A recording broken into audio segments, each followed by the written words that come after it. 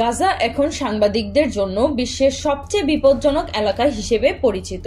2023 সালের 7 অক্টোবর থেকে চলমান ইসরায়েলি হামলায় গাজায় অন্তত 274 জন সাংবাদিক নিহত হয়েছেন। এটি ইতিহাসের প্রথম ও দ্বিতীয় বিশ্বযুদ্ধ, ভিয়েতনাম, আফগানিস্তান ও যুগোস্লাভিয়ার যুদ্ধে সম্মিলিতভাবে নিহত সাংবাদিকদের সংখ্যার চেয়ে বেশি।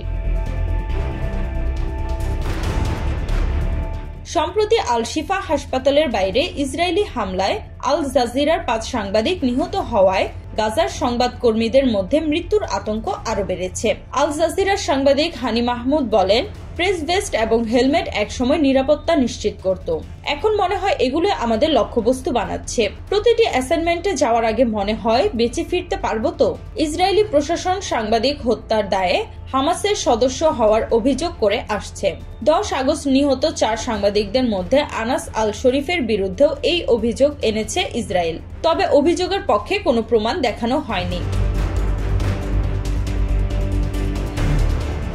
সাংবাদিকদের অধিকার নিয়ে কাজ করা আন্তর্জাতিক সংস্থা অভিযোগ করেছে, ইসরায়েল নিয়মিতভাবে সাংবাদিকদের হত্যার ক্ষেত্রে হামাস সদস্য হওয়াকে অজুহাত হিসেবে ব্যবহার করছে।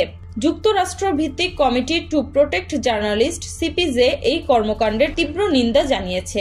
সিপিজের আঞ্চলিক পরিচালক সারা কুদাহ বলেন, আনাস আল শরীফের বিরুদ্ধে অভিযোগটি কাকতালীয় নয়। যুদ্ধের শুরু থেকে তিনি আল জাজিরার জন্য সাহসী প্রতিবেদন তৈরি করেছেন, বিশেষ করে গাজার দুর্ভিক্ষ ও ত্রাণ প্রবেশের প্রতিবন্ধকতার বিষয়গুলো তুলে ধরেছেন। ফলে তাকে লক্ষ্যবস্তু বানানো হয়েছে।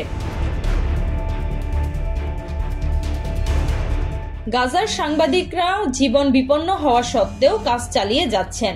আল কুদুস ওপেন ইউনিভার্সিটির মিডিয়া স্টাডিজ শিক্ষক হুসেইন সাদ বলেন, সত্যকে মুছে ফেলার জন্যই আন্তর্জাতিক পর্যায়ে এই হামলা চালানো হচ্ছে।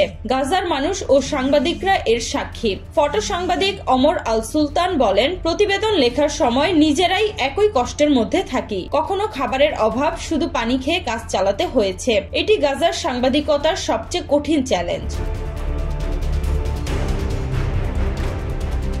হানি মাহমুদ যোগ করেন, মানসিক চাপ ও ব্যক্তিগত ঝুঁকি থাকা সত্ত্বেও আমরা কাজ চালাই, কারণ সত্যকে নথিভুক্ত করা আমাদের পেশা এবং জনগণ ও ইতিহাসের প্রতি দায়িত্ব। গাজার পরিস্থিতি আরো জটিল হচ্ছে, যেখানে সাংবাদিকরা নিজ জীবন ঝুঁকিতে ফেলে জনগণের দৃষ্টি আকর্ষণ ও তথ্য সরবরাহ করে যাচ্ছেন।